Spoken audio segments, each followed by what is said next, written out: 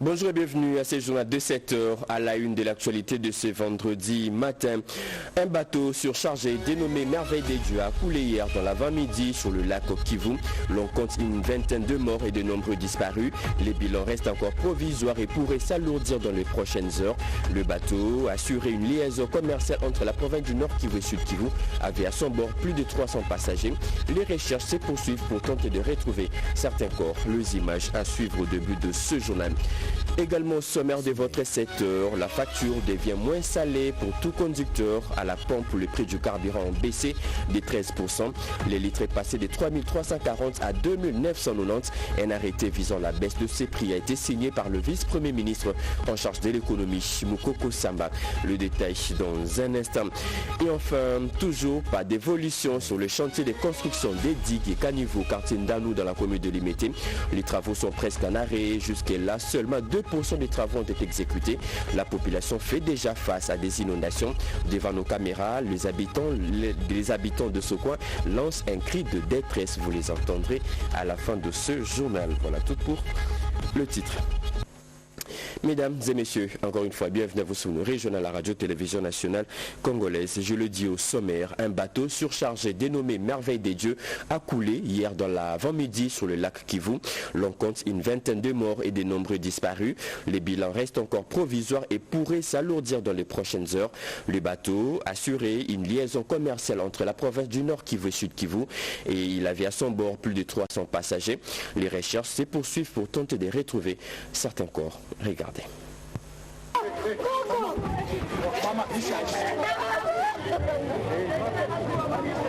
Naufrage ce jeudi 3 octobre sur les lacs Kivu d'un bateau en provenance de Minova vers les ports de Kituku. Cet accident lacustre s'est produit à quelques mètres du lieu d'accostage. Il s'agit du bateau dénommé Merveille des Dieux, Merdi. Difficile de dresser les bilans pour l'instant. Plusieurs personnes sont portées disparues pendant que d'autres ont été repêchées et dépêchées vers les structures sanitaires. Les bateaux étaient très chargés, témoignent ces rescapés. Le bateau s'est renversé. La raison est qu'il y avait beaucoup de gens à bord. Je ne saurais pas donner les chiffres exacts des personnes disparues. Cette passagère qui était au même moment sur une autre embarcation a du mal à retenir ses émotions. Nous étions dans un bateau en provenance de Luchebere. Nous avons vu le bateau en train de chavirer. Ils étaient nombreux. Beaucoup de gens sont morts.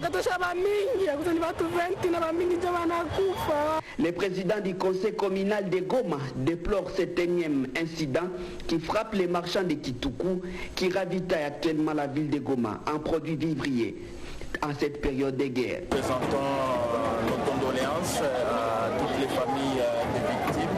Tous nous sommes désolés. Nous encourageons les services de la protection civile qui est en train de se battre bec et ongle pour récupérer certains corps dans les lacs. Les marchands émettent les vœux du retour de la paix afin d'éviter dans l'avenir la surcharge des embarcations sur les lacs Kivu. Et qu'est-ce qui est à la base de cette série noire des naufrages sur les eaux congolaises? La surcharge, le mauvais état des embarcations sont jusque-là pointés du doigt. D'autres détails dans ce papier de réflexion de la rédaction. Les naufrages à répétition des bateaux et autres embarcations, et sans oublier les pertes en vies humaines, une situation qui a atteint les limites du tolérable en RDC. La scène macabre vécue il y a quelques heures sur les lacs Kivu vient encore remuer les couteaux dans la plaie. Il faillite atteint par ces domaines stratégiques. Le laisser-aller généralisé a permis à toutes sortes de personnes non outillées de prendre en otage les transports lacustres au Congo-Kinshasa. Sur le majestueux fleuve Congo, par exemple, les Congolais, pour besoin de mobilité, s'engouffrent très souvent dans des engins de mort. Des choses difficiles à décrire qui ressemblent à peu près à des bateaux et se permettent de faire le transport des personnes et de leurs biens. Et cela au mépris des lois congolaises en la matière. Conséquence, des naufrages et des décès en cascade sont enregistrés presque chaque année. Trop, c'est trop. Il est temps que le pouvoir public remette de l'ordre dans les secteurs de la navigation. Il est temps aussi que les non-initiés commis à la tâche de réglementer la mobilité des compatriotes sur les voies fluviales dans des embarcations laissent place aux vrais responsables formés, certes capables de relever le défi, celui de mettre fin au naufrage et aux morts d'hommes sur nos cours d'eau. La facture devient moins salée pour tout conducteur à la pompe. Le prix du carburant baissé de 13%. Les litres est passé de 3 340 à 2 990 francs congolais. Un arrêté visant la baisse de ce prix a été signé par le vice-premier ministre en charge de l'économie, Daniel Moukoko Samba. Plus de précisions dans nos prochaines éditions. Le président de l'Assemblée nationale a réuni hier tous les présidents des groupes parlementaires au menu de leurs échanges, la mise en place des différentes commissions permanentes de cette chambre basse du Parlement. On écoute le rapporteur de cette chambre qui fait les comptes rendus de ces échanges. Le président de l'Assemblée nationale a réuni les présidents de groupes parlementaires qui se sont constitués au sein de l'Assemblée. Vous savez que les groupes parlementaires sont donc des structures politiques de gestion de l'Assemblée. Et au cours de cette réunion, nous avons retenu et nous avons conclu ensemble sur les principes qui vont nous aider à structurer les 10 commissions qui sont les organes techniques et de travail de l'Assemblée nationale. Donc vous comprenez que si jusqu'à présent nous n'avons pas encore commencé les travaux au-delà de plénière, c'est parce qu'il faut mettre en place le groupe technique que nous appelons les commissions permanentes. Tous les principes sont acquis, les orientations sont données, les accords sont obtenus de part et d'autre, les concessions seront faites et je crois que dans un très bref délai, il y aura une plénière, conformément à l'article 47 de notre règlement intérieur, qui va procéder au cours de cette plénière. Nous allons procéder à la présentation de différents groupes parlementaires et leurs bureaux et en même temps à la répartition par la plénière qui va donc valider la répartition des membres des différentes commissions techniques. Vous savez que le Parlement comprend 500 députés et aucune commission ne peut avoir moins de 40 membres. Donc le bureau est appelé à faire des arbitrages pour qu'un groupe parlementaire ait plus de 5, si pas 4 députés. Et à partir de ce moment-là, au plus tard, au début de la semaine prochaine, les travaux en profondeur vont commencer dans les commissions qui auront déjà mis, comme vous pouvez l'imaginer, leur bureau en place. L'Assemblée nationale est issue d'un scrutin de type proportionnel. Donc il y a à la fois fragmentation de forces, mais les forces se retrouvent autour des groupes parlementaires. Donc dans la mise en place de bureaux, il faut donc prendre en compte tous ces éléments, à la fois les éléments de l'arithmétique politique, mais aussi de la sociologie politique, pour trouver l'équilibre. Les commissions sont formées, y compris les groupes parlementaires, pour 5 ans. Donc nous sommes dans la phase des fondations. Il est important d'avoir les consensus, l'accord de tous pour que nous puissions cheminer sereinement pendant les 5 ans. La jeunesse congolaise veut savoir plus quelles sont les dispositions constitutionnelles qui bloquent son épanouissement. L'association des jeunes sans emploi en RDC et la synergie des jeunes leaders congolais ont organisé une conférence débat sur cette question. Parmi les intervenants, les rapporteurs de l'Assemblée nationale, Jacques Ndjouli. Plus de précisions avec Anim Balaka et Guy Kitoko. Impact de la Constitution sur la jeunesse congolaise pour une nouvelle identité sociale, thème développé lors d'une conférence débat organisée le mercredi 2 octobre 2024 à Kinshasa par l'Association nationale des jeunes sans emploi en RDC et la synergie des jeunes leaders congolais. Un moment d'échange fructueux entre d'éminents orateurs et un échantillon de la jeunesse congolaise. Concernant les dispositions constitutionnelles qui prônent l'épanouissement de la jeunesse, les professeurs Jacques Ndjouli, rapporteur de l'Assemblée nationale, estime qu'il ne se pose pas a priori un problème des textes en RDC, mais plutôt celui d'application des dispositions de la loi fondamentale en vigueur. Le rapporteur de la Chambre basse du Parlement a appelé la jeunesse congolaise à la prise de conscience et à plus de responsabilités. La Constitution est la colonne un instrument, un outil, c'est un outil de cet outil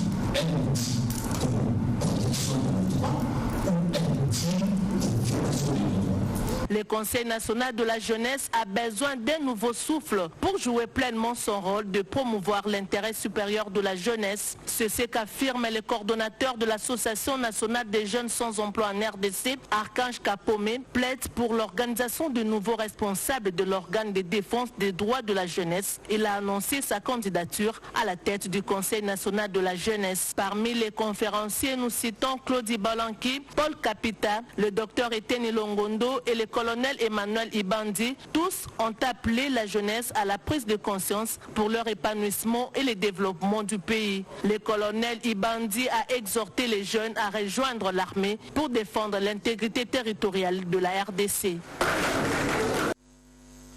La 11e conférence des gouverneurs va s'ouvrir très bientôt dans la province du Lualaba. Bien avant l'ouverture de ces assises, le vice-premier ministre, ministre de l'Intérieur, a procédé à l'ouverture des travaux de l'atelier d'évaluation de mise en œuvre de recommandations issues de la 10e conférence des gouverneurs. Bobo Anan Moukondi pour plus de précisions. Pendant 48 heures, les experts de la territoriale vont évaluer les niveaux de collaboration entre les chefs des exécutifs provinciaux et le gouvernement central pour s'assurer de l'efficacité des stratégies visant à instaurer une coopération harmonieuse avec l'exécutif national. L'objectif est de formuler des avis, des propositions et des recommandations en matière politique et législative au niveau national dans le but de consolider l'unité nationale et établir une synergie entre le gouvernement central et les provinces. Le vice-premier ministre, ministre de l'Intérieur et Sécurité, Jacques Chavani, a à cette occasion donné des orientations qui s'inscrivent dans le cadre des dispositions de la loi organique du 7 octobre 2008 qui régit l'organisation et le fonctionnement de cette conférence.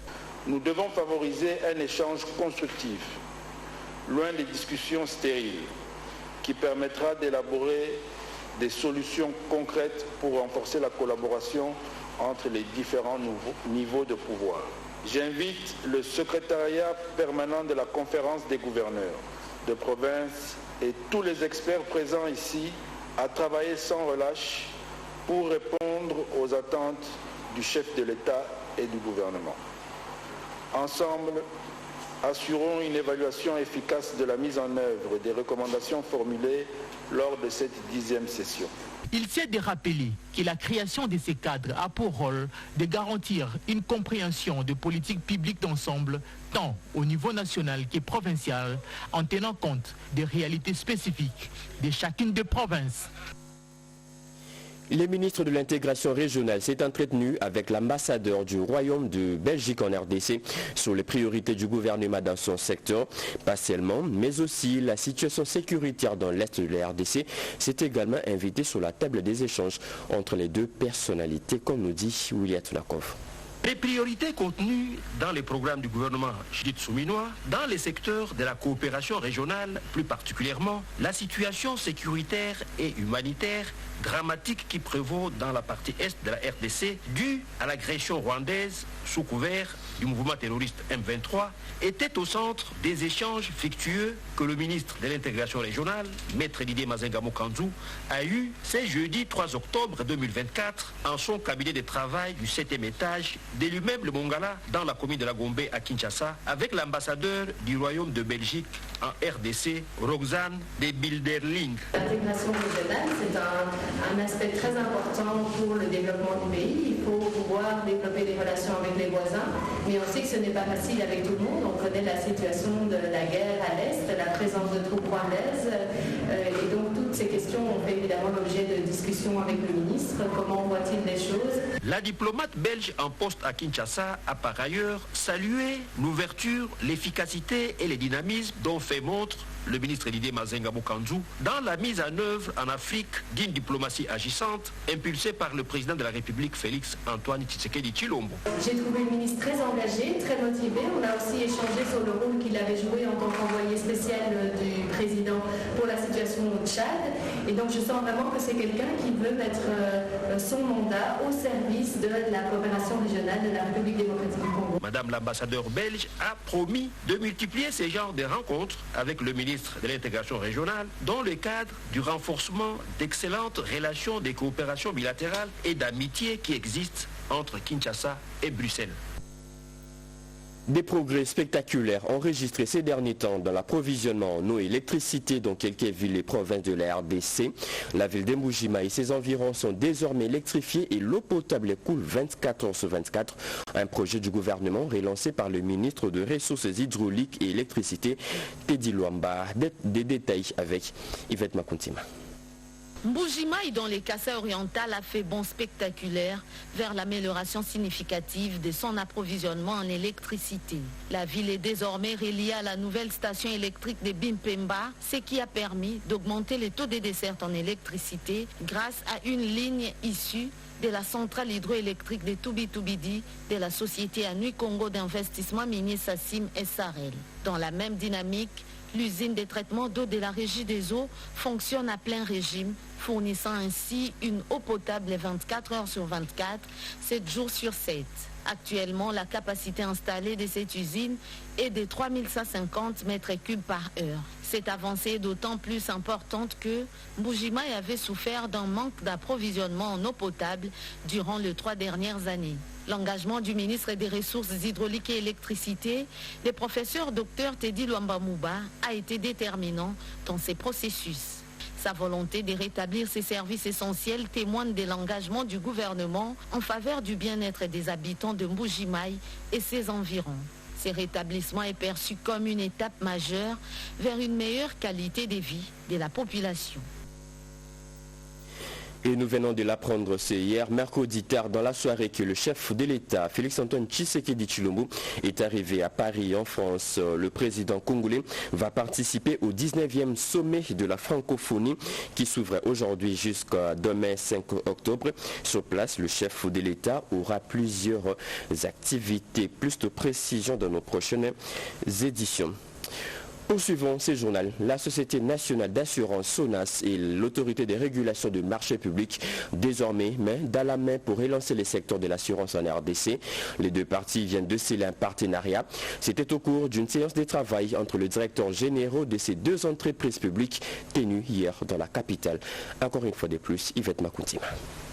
Dans son rôle statutaire d'assurer l'interface entre les organisations internationales et régionales dans les cadres de la surveillance des procédures de passation des marchés publics et des délégations des services publics, l'autorité des régulations de marchés publics RMP prend sous ses ailes la SONAS à travers la cellule de passation des marchés appelée à fonctionner suivant les orientations de l'RMP.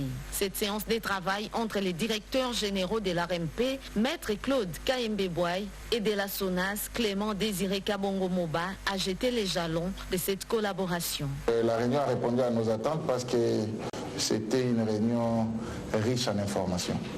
Oui, puisque nous avons comme société vocation de toujours avoir des marchés publics, et donc nous aurons toujours besoin de notre régulateur.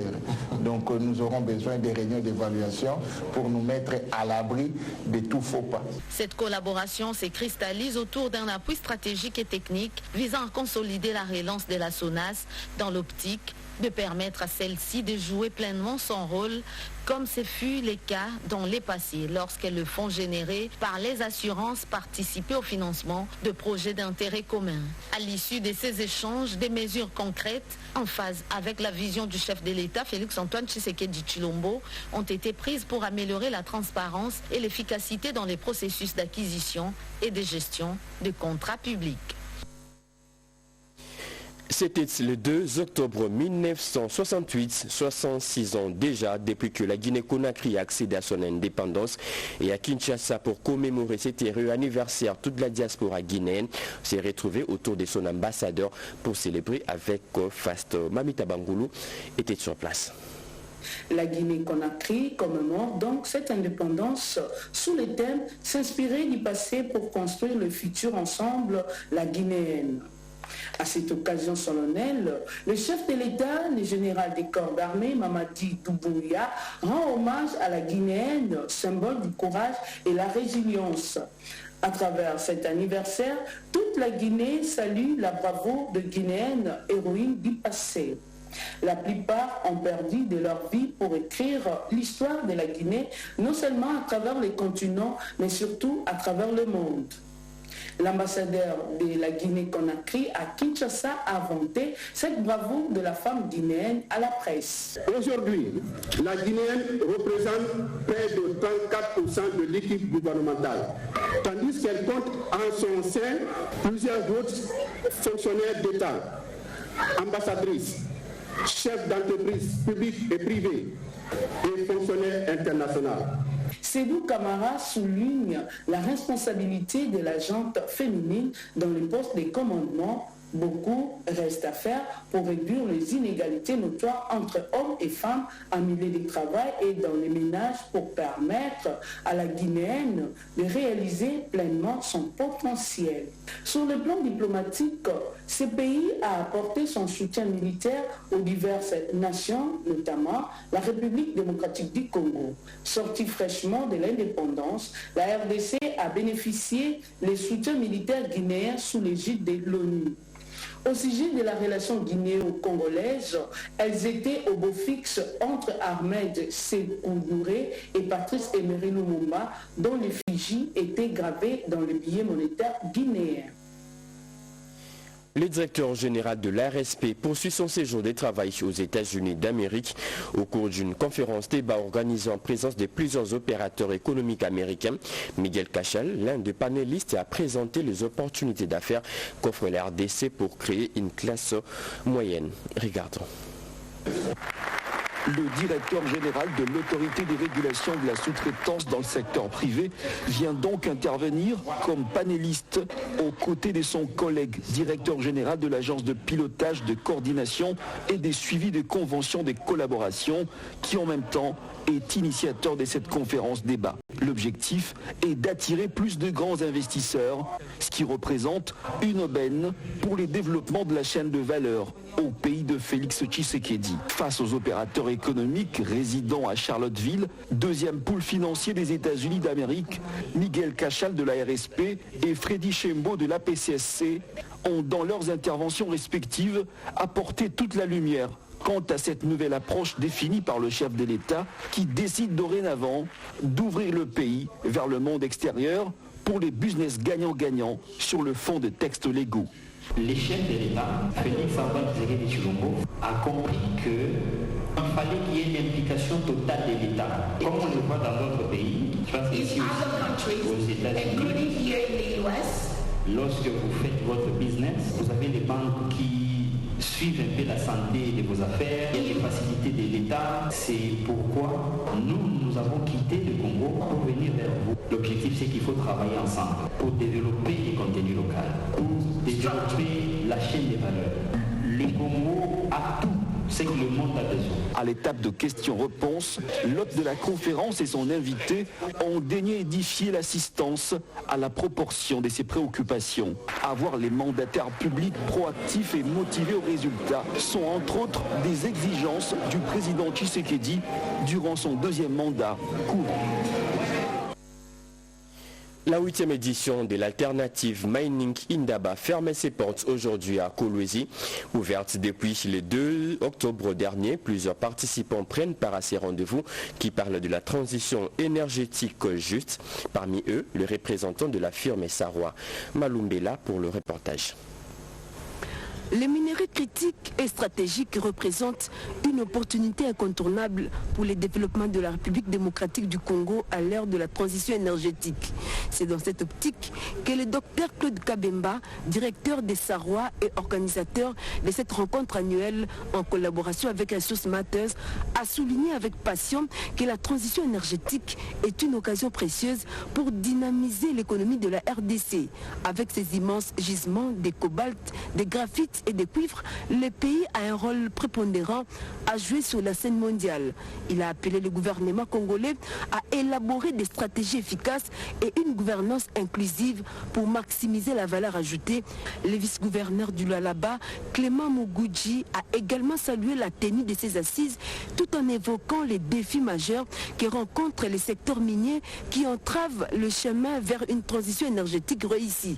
Face à une demande mondiale en forte croissance, il est impératif que le gouvernement définisse une une politique claire et une vision stratégique sur les minerais critiques et stratégiques pour réaliser ses ambitions. Au cours de ces travaux qui ont débuté le 2 octobre 2024, parlementaires, universitaires, chercheurs et acteurs de la société civile engagés dans le secteur minier s'épanchent sur des thématiques essentielles. Ils examinent l'état des lieux de la chaîne d'approvisionnement en minerais critiques en RDC, les contrats miniers et leur impact sur le développement local, aussi bien l'affectation des revenus issus de l'exploitation minière et le cadre légal pour la fabrication de batteries. Ces discussions nourrissantes devraient aboutir à une feuille de route concrète accompagnée des résolutions clés à soumettre aux décideurs. Il est crucial que ces recommandations soient appliquées avec rigueur afin que la RDC puisse assumer pleinement son rôle de pays solution dans la transition énergétique mondiale.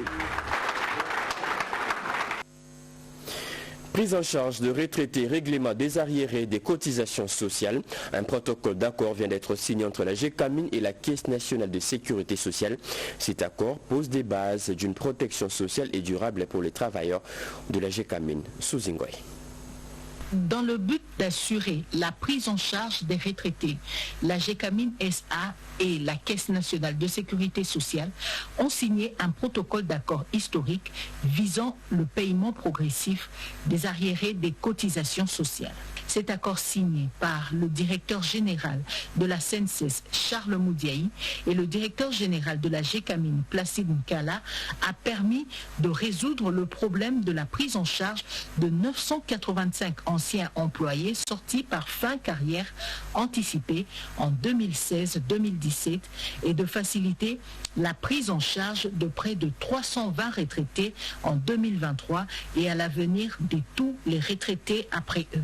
En se mobilisant pour ces anciens travailleurs, la Générale de carrière de mine démontre son engagement à répondre aux attentes de ceux qui ont consacré leur carrière à l'entreprise. La CNSS, elle, s'engage à traiter en priorité les dossiers des retraités concernés. Ce protocole d'accord s'inscrit dans la vision du chef de l'État d'un Congo uni, fort et prospère. En collaborant pour une meilleure sécurité sociale, la GECAMIN et la CNSS renforcent ainsi la stabilité sociale et économique du pays, tout en honorant les contributions inestimables des anciens travailleurs. Ce partenariat témoigne d'une volonté commune de bâtir un avenir plus juste et salutaire pour tous.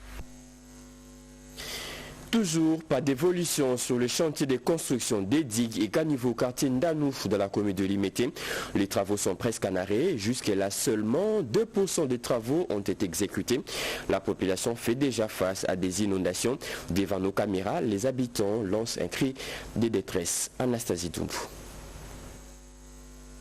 Ndanou, ce quartier situé à Kingaboua dans la commune de Limete au bord du fleuve Congo est souvent submergé par les eaux de pluie lorsque les lits du fleuve débordent.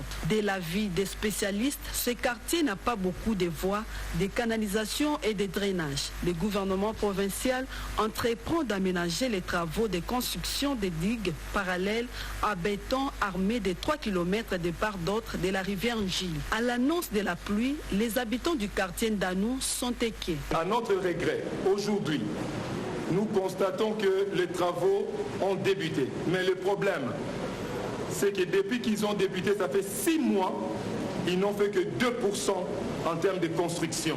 Et bientôt, nous aurons des orages. Il y aura une forte pluie qui va s'abattre à la ville de Kinshasa. Et ce que nous savons, c'est qu'il y aura encore des victimes. Et nous ne voulons pas venir ici pour enterrer les gens, mais nous sommes ici pour protéger la population, pour qu'on ne puisse pas avoir des victimes. C'est pourquoi nous sommes venus ici pour lancer l'appel au chef de l'État, pour lui dire que sa bonne foi a été bafouée encore une fois par les gens qui devaient construire la digue. Il y a détournement, il y a viol, il y a vol, il y a massacre, il y a pillage de ce que lui il a donné comme argent pour construire Ndanou. Le président de la République, Félix-Antoine Tshisekedi Tshilombo, est passé à Ndanou et il a instruit pour trouver les solutions à ce problème d'inondation. Comment améliorer le service et produits de santé sexuelle et reproductive des adolescents en RDC? Des sujets longuement débattus au cours d'une journée de réflexion organisée par le CAFCO, un atelier organisé en marge de la célébration de la Journée mondiale de la contraception. Yvette Makuntima.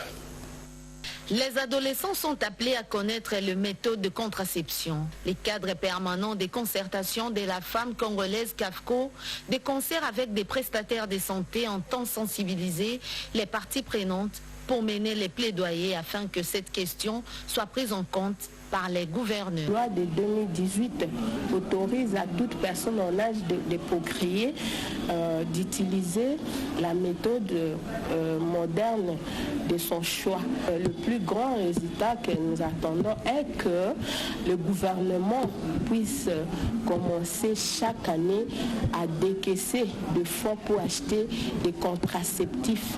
Tout adolescent a droit à l'information sur l'usage des préservatifs, de la pilule, des implants, ainsi que la stérilisation à visée contraceptive. Marteler sur l'importance de sensibiliser le jeune.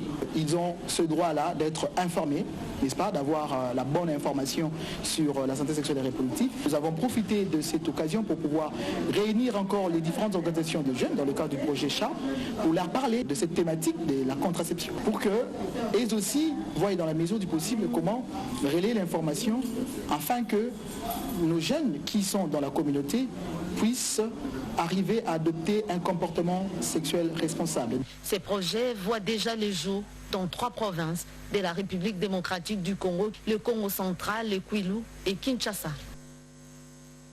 La population de la commune de Selembao manque presque de tout, pas d'électricité, pas d'eau potable, pas d'infrastructure. La population de ce coin vient de saisir un de leurs élus provinciaux auprès de qui elle a remis ses doléances. Rodépanda.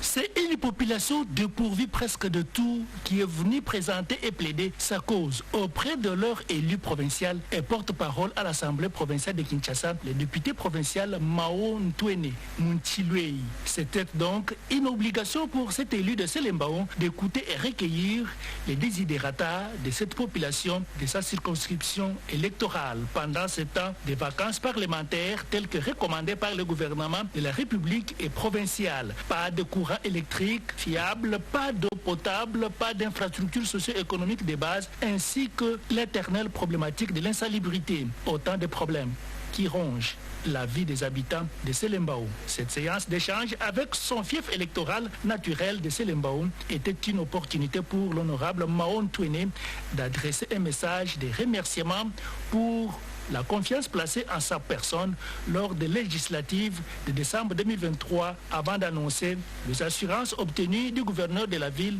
de Kinshasa, Daniel Bumba, pour la construction des marchés modernes, un stade de football, sans oublier la construction de quelques avenues de cette municipalité. On est là pour les représenter au niveau de la députation provinciale pour défendre leurs difficultés. Les travaux vont commencer. Il va nous livrer 60 km de routes réhabilitées et construites. Parce que la commune de Selembao, c'est une commune enclavée dont on n'a qu'une seule voie, l'avenue ex-24 novembre. Dans la suite de l'honorable Mao Ntwene, à cette manifestation, les responsables de Sakobo Peto, une structure spécialisée qui accompagne la vision du gouverneur de la ville, Daniel Bumba, et le président de la République, Félix Tshisekedi, dans la lutte contre l'insalubrité. C'est fini pour ce journal de 7h. Mesdames et messieurs, ce journal a été réalisé par Peshomo Bengaya Kasongo Mamitaba Angoulou. La partie technique a été assurée par Jean Ginteka, Henri Chalimasi, Papi Vouélé, Alain Galia. Merci de nous avoir suivis. L'actualité continue sur nos antennes. Je vous retrouve tout à l'heure à 13h30 pour le journal de la mi-journée. Entre-temps, nous vous laissons accompagner de Haris Mavoula avec l'émission d'une commune à une autre. À très bientôt.